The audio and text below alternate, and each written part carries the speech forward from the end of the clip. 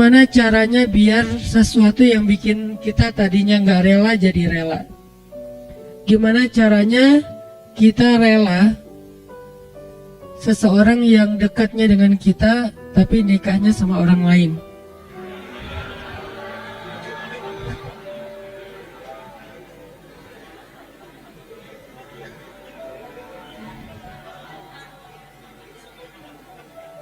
Soalnya saya juga nggak rela. Enak aja. Gimana caranya kayak gitu? Maaf ya, saya belum pernah ngerasain sakit sejauh itu, sedalam itu. Sesakit-sakitnya saya masih ada obatnya. Sekarang udah terobati. Apaan sih?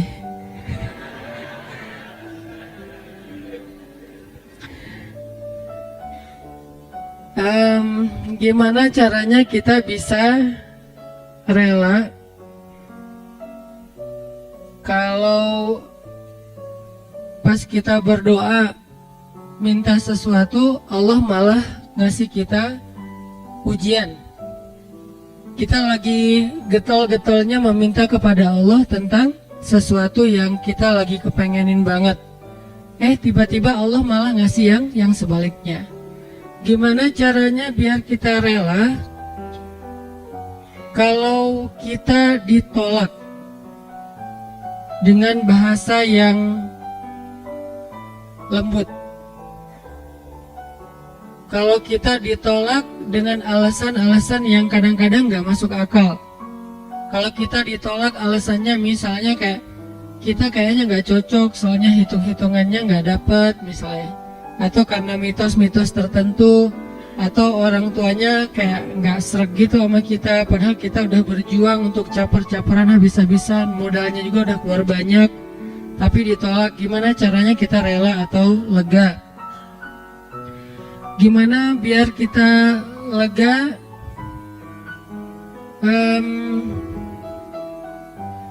Ini ada nih. Kalau kita ke masjid pakai sandal eger, pulangnya nyeker. Siapa nih? Terus banyak yang jawabannya politik gitu, nggak usah dibaca. Nah, gitu-gitu deh. Ada beberapa yang agak-agak unik, tapi yang paling unik yang tadi. Kita udah kegeeran banget, dia dekat sama kita, tapi jadiannya sama orang lain, dan orang lain itu bukan siapa-siapa, teman.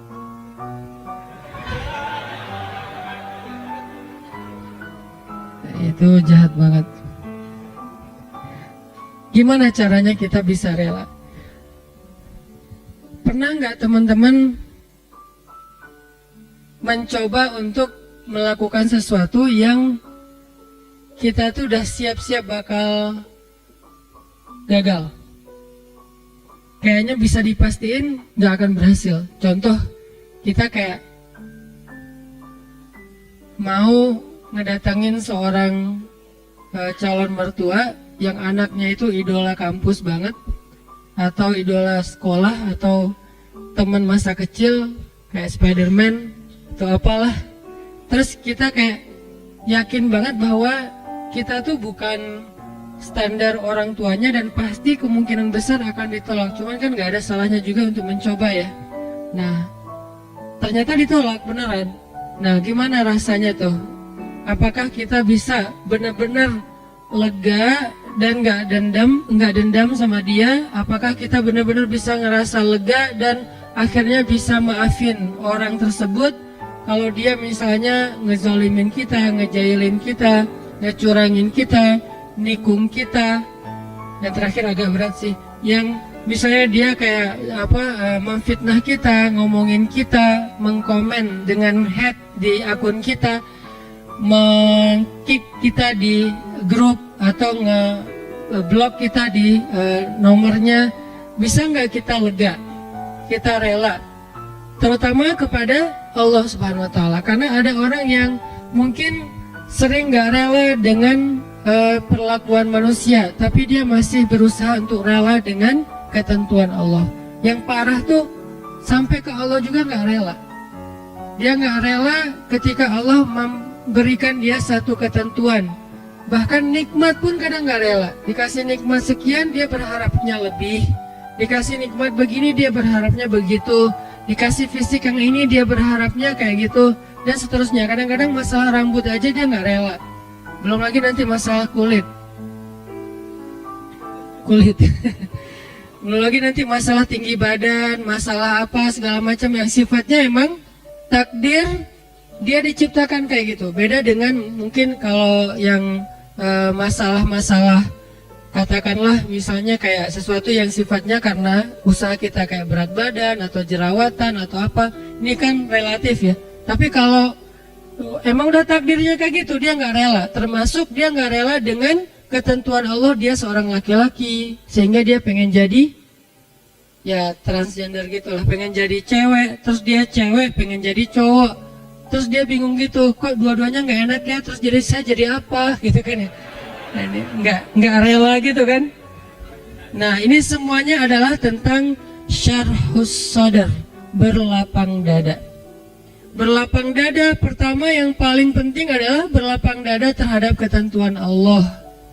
Yang kalau dalam bahasa fikihnya kadang disebut dengan istilah takdir.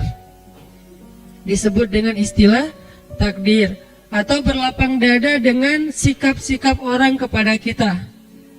Seberapa besar lapang dada kita sehingga dada kita itu muat dengan kesalahan orang. Makin lapang, makin banyak kesalahan orang yang muat di dalam dada kita. Nggak sampai bikin kita nyesek. Jadi ada kesalahan masih lapang, nggak nyesekin kita, jadi kita mesti santai. Kan orang kalau lapang, sebutlah kita kayak di sebuah ruangan atau di mobil aja nih. Kebenaran mobilnya mobil city car yang memang dua row gitu, seatnya cuma 4 orang. Nah kalau masuknya cuma kita driver nih, masuk 1 orang teman, kita merasa sempit nggak? Enggak. Atau kita jadi penumpang sama driver, masuk seorang teman masih biasa, masuk yang ketiga jadi 4 orang sekarang masih biasa, masuk yang kelima, yang keempat jadi 5 orang, mulai agak-agak gimana gitu, apalagi duduk di belakang kan ya. Nah kebayang nggak kalau mobilnya bus, kalau mobilnya city car yang mungkin cuman muat 4 orang nyamannya, terus diisi 5 orang jadinya gimana? Nggak nyaman kan? Tapi kalau bus diisi 5 orang masih nyaman, leluasa, karena emang isinya harusnya 35, 40. Nah artinya dada kita itu sesak tergantung kelapangannya, bukan tergantung masalahnya. Ada orang yang masalah sepele bikin dia nyesek. Ada orang yang masalahnya udah luar biasa, dia masih kayak biasa-biasa aja. Kenapa? Bedanya bukan masalahnya, tapi yang membedakan itu adalah syarhus sadarnya, lapang dadanya. Ada orang ketika diomongin dengan satu komen negatif, hate yang masih wajar lah ya, cuman kayak misalnya bilang ria gitu doang, dia udah langsung rame gitu, udah langsung di replay, langsung terus dia kayak ngedebat gitu, langsung di blok, langsung dia kalau perlu akunnya juga ditutup, dia nggak mau pakai lagi Instagram pundung gitu, pundung visosmed misalnya. Ini gara-gara apa? Gara-gara ada satu haters yang satu kata doang, ria, sombong. Ini artinya bukan masalahnya terlalu besar, tapi dadanya mungkin belum lapang.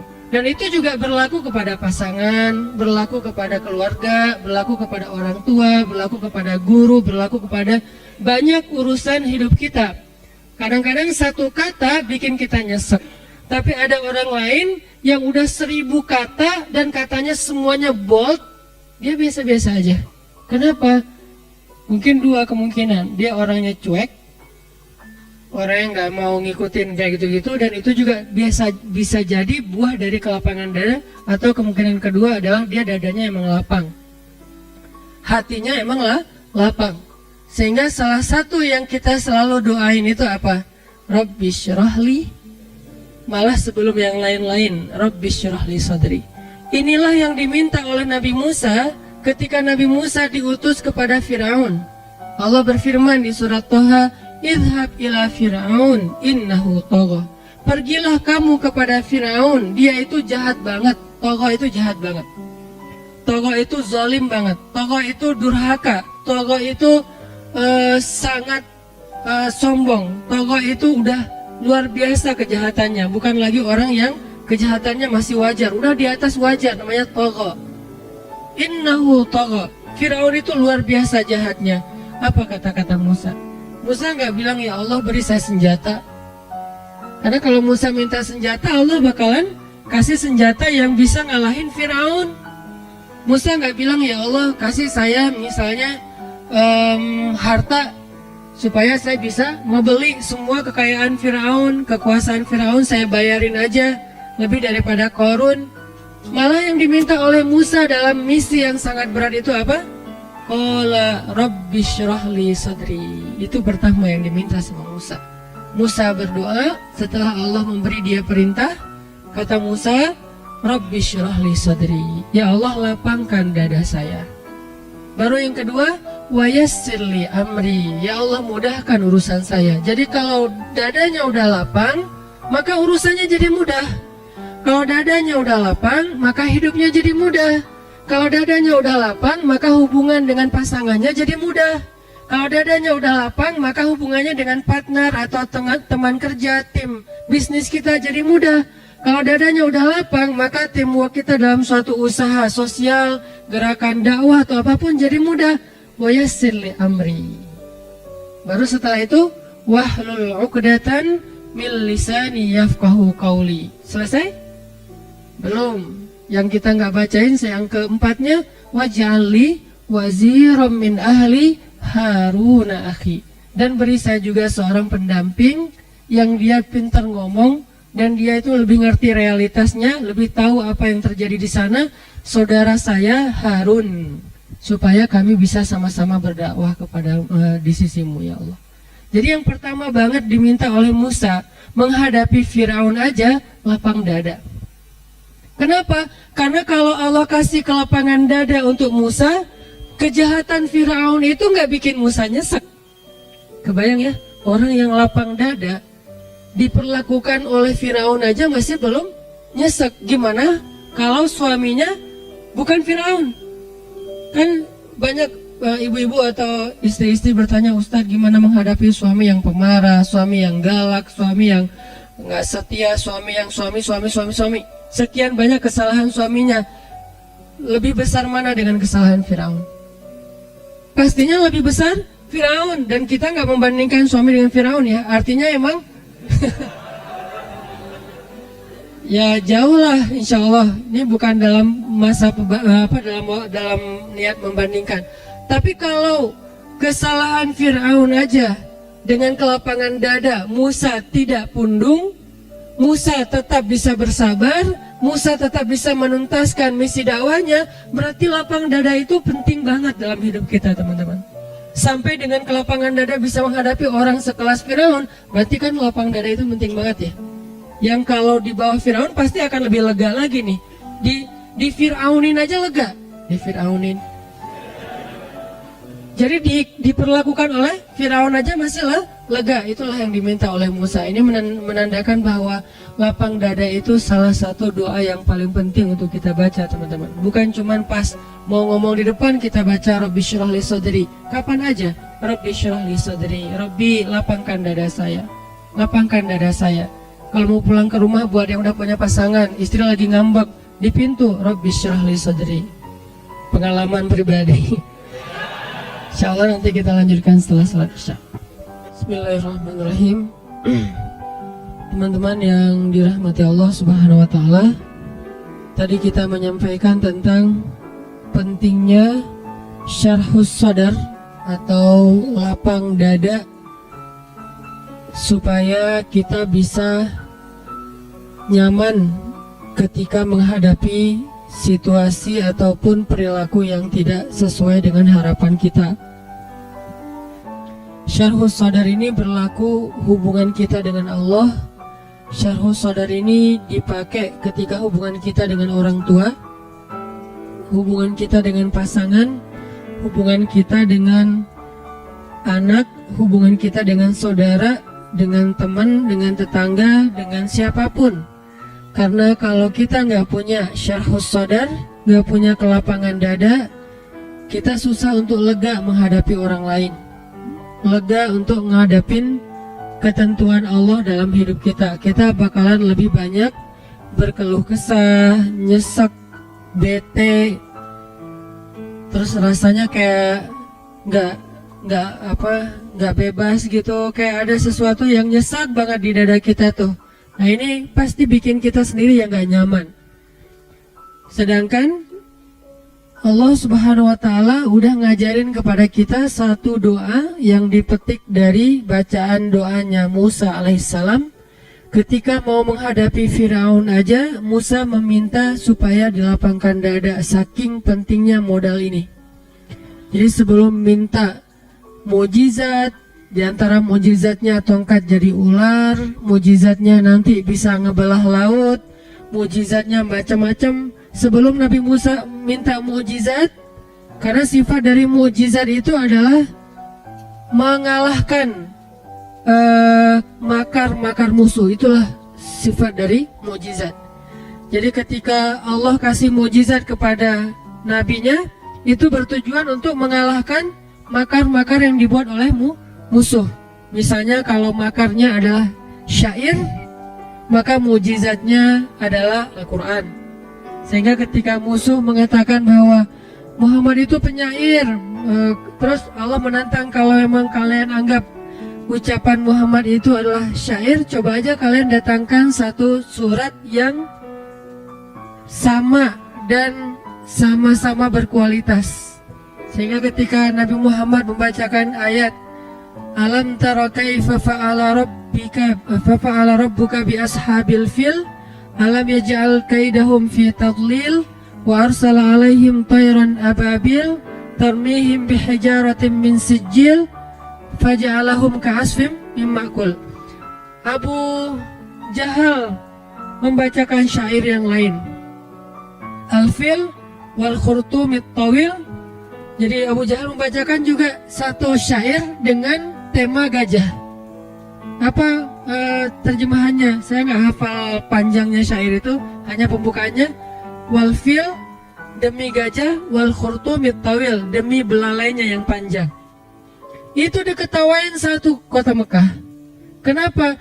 Karena syair Abu Jahal ini bukan syair, dia kayak pelajaran tentang gajah ke anak TK.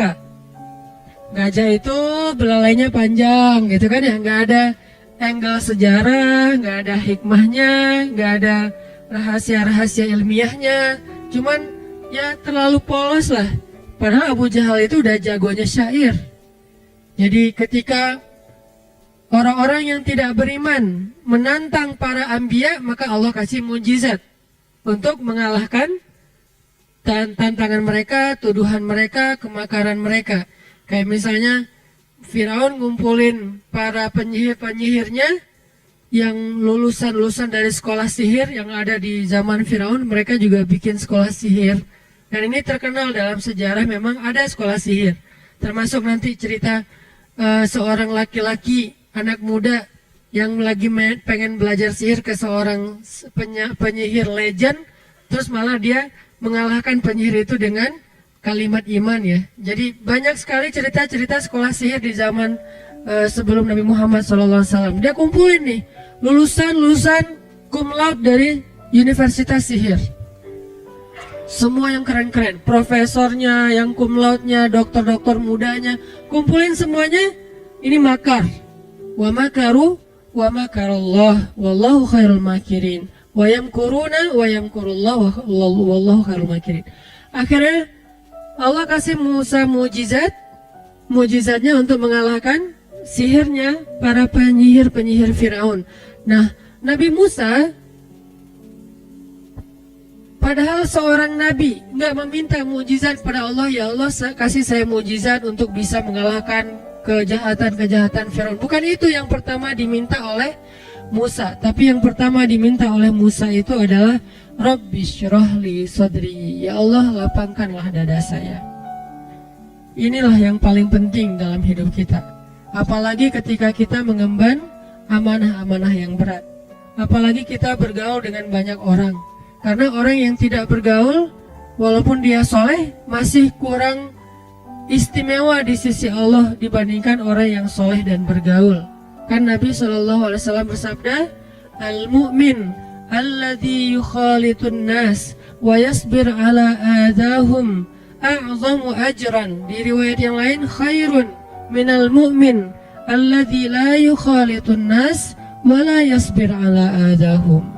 Mu'min yang bergaul. Ini salah satu dalil saya tentang gaul ya. Jadi gaul itu bukan gaul, bukan. Gaul itu yukhalit, bergaul dengan manusia. Al-mu'min, mu'min yang bergaul dengan manusia, lalu dia bersabar atas gangguan mereka. Kayak kita main sosmed kan bergaul berarti kan ya. Tapi sabar dengan para haters. Nah, ini lebih banyak pahalanya atau lebih utama, lebih baik daripada mukmin yang tidak bergaul dengan manusia dan tidak bersabar atas gangguan mereka, walaupun dua-duanya mukmin. Di sini kelihatan mukmin yang gaul lebih utama daripada mukmin yang tidak gaul, walaupun sama-sama soleh, sama-sama beriman. Harus gaul. Kenapa? Karena dakwah itu adalah pergaulan. Kalau kita tidak mau bergaul dengan masyarakat luas, bagaimana kita akan tabligh, menyampaikan risalah Allah kepada mereka? Bagaimana mungkin risalah Allah ini tersampaikan kepada orang lain kalau kita berdiam diri di mihrab masjid? Bagaimana mungkin dakwah ini akan tersampaikan kepada Indonesia kalau kita nggak punya akun sosmed? Bagaimana mungkin dakwah ini akan tersampaikan kepada semua komunitas kalau kita membatasi diri bergaul hanya dengan orang-orang yang udah soleh doang gitu? Kalau dalam konteks dakwah, sehingga ketika kita mengambil peran dai dan ingin bergaul dengan manusia, konsekuensinya adalah wayasbir ala adahum, harus bersabar dengan perangai-perangai mereka yang kadang nggak nyaman, komen-komen mereka yang kadang nggak sesuai harapan kita, respon mereka yang kadang di luar dugaan kita dan seterusnya. Dan kesabaran ini buah dari syarhus sadar, lapang dada. Dan itulah yang Allah berikan sebagai bekal kepada Nabi Musa dan juga para anbiya. Jadi bisa dibilang teman-teman, salah satu syarat menjadi nabi adalah syarhus sadar, lapang dada. Ada nabi yang nggak pernah yang pernah nggak lapang dada? Ada, Nabi Yunus. Sekali doang tapi. Dan nggak lapang dadanya Nabi Yunus juga beralasan menurut saya. Kalau kita mungkin akan lebih parah dari itu. Itu juga ditegur sama Allah. Kenapa? Nabi Yunus berdakwah di Mesir sekian tahun, lalu mereka menolak dakwah Nabi Yunus, malah memfitnah Nabi Yunus, malah berbuat makar kepada Nabi Yunus. Akhirnya Nabi Yunus merasa kecewa kepada mereka dan meninggalkan mereka. Kecewa dan meninggalkan. Kalau kecewa udah biasa, sedih udah biasa, tapi meninggalkan ini baru namanya udah sempit dadanya. Meninggalkan mereka, ternyata Allah nggak ridho dengan pilihan Nabi Yunus. Lalu Allah Subhanahu Wa Taala memberi Nabi Yunus pelajaran. Pelajarannya, Nabi Yunus singkat cerita dimakan oleh ikan hut. Ada yang bilang nun, ada yang bilang paus, ada yang bilang apa segala macam, pokoknya ikan aja. Dimakan sama ikan. Kemudian ikan itu membawa Nabi Yunus ke kedalaman laut yang luar biasa, sampai ke kedalaman yang tidak masuk cahaya. Ke kedalaman yang tidak masuk cahaya, karena ada paus tertentu yang dia berenang di kedalaman yang manusia nggak akan sampai ke sana, yang nggak akan tembus cahaya matahari, sehingga disebut oleh ulama dengan istilah fi zulumatin salas, di dalam 3 kegelapan: gelapnya malam, gelapnya lautan, dan gelapnya perut ikan. Disitulah Nabi Yunus bertaubat, disitulah Nabi Yunus minta ampun, bertasbih kepada Allah. Baru kemudian Allah selamatkan Yunus ke pantai, lalu Allah beri lagi umat untuk didakwahi oleh beliau, dan beliau mulai berlapang dada akan gangguan mereka.